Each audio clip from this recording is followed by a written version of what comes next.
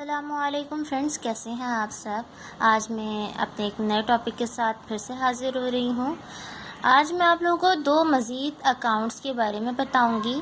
इससे previous lecture में हम लोगों ने पढ़ा था कि अकाउंटिंग का स्ट्रक्चर क्या है या अकाउंटिंग की इक्वेशन क्या है, यानी अकाउंट्स के मेन हेड्स ऑफ अकाउंट्स क्या क्या हैं। तो कल हमने three main heads of accounts पढ़े थे अकाउंटिंग के। यह मैं आपको बताती चलूँ कि अकाउंटिंग के 5 हेड्स ऑफ अकाउंट्स होते हैं, लेकिन यहाँ पर आप लोगों को सिर्फ और सिर्फ कल की क्लास में मैंने 3 समझाए थे। एक तो एसेट, लायबिलिटी और इक्विटी। और मैंने आपसे कहा था कि अगर ये इस तरह से फॉर्म अप में आ जाए, इस फॉर्मूले में आ जाए कि asset is equal to liabilities plus owner equity, तो ये है हमारी अकाउंटिंग इक्वेशन। और इसी को हम बैलेंस शीट इक्वेशन भी कह सकते हैं, क्योंकि बैलेंस शीट बेसिकली इसी चीज़ को रिप्रेजेंट कर रही होती है।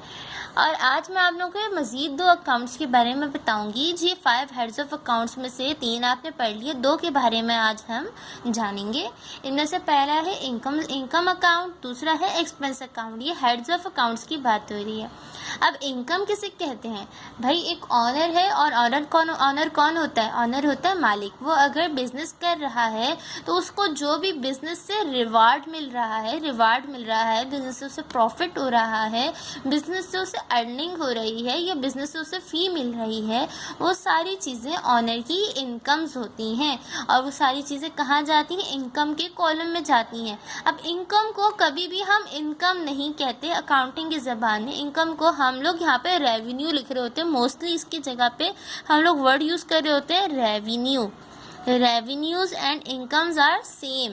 मैंने यहाँ ईज के लिए आप लोग के लिए इनकम लिख दिया। इनकम भी यूज़ कर सकते हैं, रेवेन्यू भी, लेकिन मोस्ट बुक्स में रेवेन्यू यूज़ होता है। अकाउंट कौन सा है? ये रेवेन्यू का अकाउंट है। Revenue is everything you gain from your business. आप अपने बिजनेस से जो भी चीज़ हासिल करते हैं वो रेवेन्यू है। फिर दूसरे नंबर पे बात करते हैं कि एक्सपेंसेस क्या होते हैं। अगर मान लीजिए मैंने एक बिज़नेस स्टार्ट किया है, मैं एक बिज़नेस कर रही हूँ, तो उसके अंदर मेरे बहुत सारे खर्चे होते हैं। भाई मुझे इलेक्ट्रिसिटी का बिल देना है, मुझे अपने मुलाजिम को तनख्वाह देनी है, मुझे अपनी दुकान का किराया देना है, और लॉट्स मोर, बहुत सारे हो सकते हैं, अनलिमिटेड एक्सपेंसेस हो सकते हैं। छोटे से छोटा खर्चा जो भी है वो सारे के सारे एक्सपेंसेस में आते हैं। अच्छा, अगर हम तमाम रेवेन्यूज़ में से तमाम एक्सपेंसेस माइनस कर दें तो हमारे पास प्रॉफिट आता है। और अगर हमें लॉस कैलकुलेट करना है तो हम एक्सपेंसेस में से इनकम माइनस कर देंगे तो लॉस आ जाएगा। जाहिर सी बात है, अगर आपके खर्चे ज़्यादा हो गए, आपकी आमदनी कम हुई, खर्चे ज़्यादा हो गए और आपको रेवेन्यू कम हुआ तो आपको लॉस होगा। आपकी इनकम ज़्यादा हुई और आपके एक्सपेंसेस कम हुए तो आपको प्रॉफिट होगा। अब हमें देखना है कि इनकम में क्या क्या चीज़ें आती हैं। इनकम में आती है सबसे पहले नंबर पर सेल। अभी आपने सेल की है, आप अपना बिजनेस है, आपका कोई सेल एंड परचेज का बिजनेस है, आप उसमें कोई चीज़ सेल करते हैं तो that is your income, your revenue. Sale is revenue. हमेशा ये याद रखिए कि सेल्स की नेचर क्या है? रेवेन्यू की है। अच्छा, अगर आप किसी भी किस्म की फ़ी लेते हैं, फॉर एग्जाम्पल मैं ट्यूशन पढ़ाती हूँ, मैं ट्यूशन की अगर फ़ीस लूँ तो वो फ़ी क्या है? वो भी मेरा रेवेन्यू है। ऑनर, अपने आप को क्या सोचना है? एज अ ऑनर सोचना है। अकाउंटिंग आपके लिए बहुत इजी है अगर आप इसके कॉन्सेप्ट अच्छे से समझते हैं और अपने आप को एज अ ऑनर मान के चलते हैं। तो भाई आप मान लीजिए कि आप एक ऑनर हैं, आपको फ़ी मिली है, तो फ़ी आपकी क्या है? आपकी इनकम है, रेवेन्यू है आपका, ठीक है। प्रॉफिट लिखा हुआ है, वो बताया है कि प्रॉफिट भी दैट काइंड ऑफ इनकम ही होती है, ठीक है। आपको फ़ी मिली, आपने सेल की और आपको कमीशन मिला, कमीशन इनकम। आपको इसके अलावा एक और चीज़ आती है, इंटरेस्ट। बट इंटरेस्ट कौन सा वाला आएगा? इंटरेस्ट इनकम वाला, इंटरेस्ट अर्न। अब वैसे तो पाकिस्तान में इंटरेस्ट हराम है, लेकिन आपको पता है कि हमें अकाउंटिंग में सब कुछ पढ़ना पड़ता है, तो यहाँ पे जो है इंटरेस्ट इनकम की भी बात आ रही होती है। तो इंटरेस्ट इनकम भी हमारी फिर यहाँ पे रेवेन्यूज़ में शो रही होती है। अब एक्सपेंसेस क्या होते हैं? Expenses, what are expenses? Expenses का सिंपल मीनिंग क्या है? खर्चे, ईच एंड एवरीथिंग जो खर्चे होते हैं, ठीक है। तो भाई एक्सपेंसेस क्या क्या हो सकते हैं? Repairing expense. फॉर एग्जाम्पल मेरी एक मशीन है, मेरी एक मशीन ख़राब हो गई, मुझे उसका रिपेयर करवाना है तो रिपेयरिंग एक्सपेंसेस बन जाएगा। ऑयल और ग्रीसिंग के भी एक्सपेंसेस होते हैं। फिर थ्रेड एक्सपेंसेस, ये मैंने बेसिकली स्टिच स्टिचिंग की मिसाल दी हुई थी कि जो सिलाई का बिजनेस होता है उसमें ये एक्सपेंसेस हो सकते हैं। तो आप अपने हिसाब से देख लें। फॉर एग्जांपल अगर आप एक शॉपकीपर हैं तो आपको सैलरी देनी पड़ेगी, मुलाजिम रखना पड़ेगा, आपको इलेक्ट्रिसिटी का बिल देना पड़ेगा, आपको शॉप का रेंट देना पड़ेगा, आपको लाइसेंस की फ़ीस वगैरह देनी पड़ेगी, आपको रॉयल्टी वगैरह पे करनी पड़ेगी। तो भाई हर खर्चा का अच्छा एक बात याद रखें, जैसे फॉर एग्जांपल आपकी ट्रांजेक्शन में अगर रिपेयरिंग का वर्ड आता है तो साथ एक्सपेंस अपने नेम के साथ एक्सपेंस का ये लेके वर्ड लिखकर आते हैं। जब आप इसे अकाउंट यूज़ करेंगे तो आप रिपेयरिंग लिख के नहीं छोड़ेंगे, आप लिखेंगे रिपेयरिंग एक्सपेंस। ये आपका अकाउंट पास होगा, ये आपका अकाउंट पास होगा जब आप जनरल बनाएंगे, लेकिन वो आगे का टॉपिक है, अभी हम सिर्फ बेसिक्स कर रहे हैं। तो बस आप लोगों ने आज ये क्या समझा कि भाई इनकम्स में हर चीज़ जो आपको बिजनेस से हासिल हो रही है और एक्सपेंस में हर चीज़ जो आप बिजनेस चलाने के लिए खर्चे कर रहे हैं। फॉर एग्जाम्पल अब यहाँ पे मैंने इसकी जैसे देखिए फॉर एग्जांपल मैंने यहाँ पे इसके थोड़ा सा लिखा हुआ है कि इनकम क्या है, हर वो चीज़ जो कारोबार करने से जनरेट हो, कारोबार करने से आपको हासिल हो रही हो, वापस मिल रही हो, वापस ऑनर को मिल रही हो। और ख़र्चा क्या है, एक्सपेंसेस क्या है, हर तरह के एक्सपेंसेस होते हैं, रिपेयरिंग होता है, ऑयल वगैरह ये आपको मैंने बता दिया, और या सैलरी से भी एक एक्सपेंस होता है, और आपको हर खर्चे के नाम के आगे एक्सपेंस का वर्ड लिखना होता है।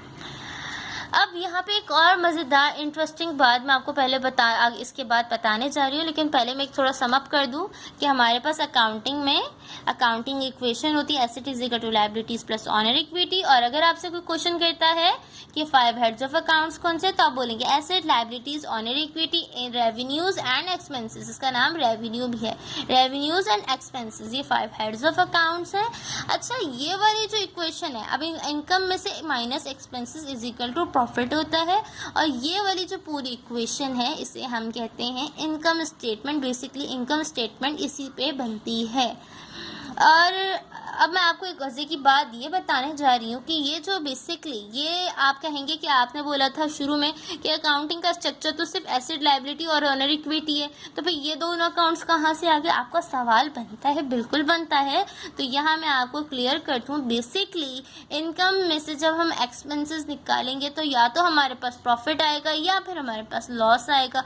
और ये प्रॉफिट और लॉस किसको मिलेगा, भाई बिजनेस करने वाले को मिलेगा। बिजनेस कौन कर रहा है, मालिक कर रहा है। बिजनेस कौन कर रहा है, मालिक कर रहा है। तो जितना भी प्रॉफिट आएगा, जितना भी लॉस आएगा, हु विल सफर, भाई ऑनर सफ़र करेगा। अब ऑनर का बिजनेस में अकाउंट क्या है, ऑनर की तरफ से आने वाली each and everything honour equity है। तो बेसिकली अगर आपको प्रॉफिट होता है यहाँ पर तो वो यहाँ जाके ऑनर इक्विटी के कैपिटल में ऐड हो जाता है, और अगर आपको यहाँ पे लॉस होता है तो वो आपकी ऑनर इक्विटी अकाउंट से लेस हो जाता है।